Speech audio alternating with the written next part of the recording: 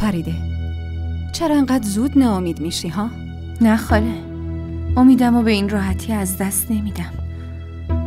من فقط دارم به نقشه‌ای فکر میکنم که آبروی جانانو جلوی رحیم ببرم تا دیگه حتی نگاشم نکنه. میخوام یه کاری بکنم که شخصیت جانان جلوی رحیم خورد بشه. من یه فکری دارم. میرم چایی درست کنم تا چایی بخوریم و در موردش صحبت کنیم. باشه؟ باشه.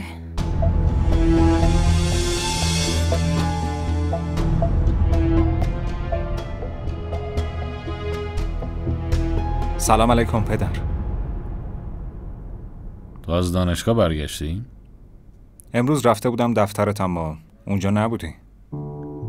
آره راستش امروز دیر میرم. چطور؟ همه چی خوبه؟ باید با هم دیگه صحبت کنیم پدر. الان که یکم دیرم شده. اونجا خیلی هم منتظرم هستن. یه جلسه مهمه. نباید دیر کنم، بعدم با هم حرف میزنیم.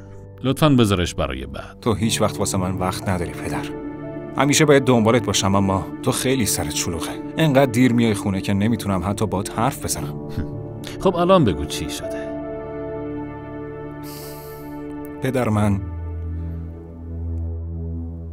پدر من از یه دختری تو دانشگاهمون خوشم اومده و میخوام بری خواستگاریش. پس میخوای زن بگیری؟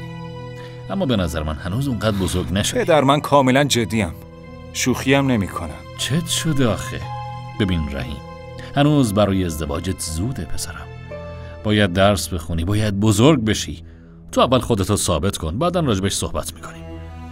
فکر کردم که بعد از امتحاناتت برای ادامه تحصیل بفرستمت خارج، هر جا که دوست داری. پدر من نمیگم که همین امروز برامون عروسی بگیری، فقط ازت میخوام که تو بری خونه‌شون و باشون حرف بزنی و اگه این کارو نکنی ممکنه دیر بشه.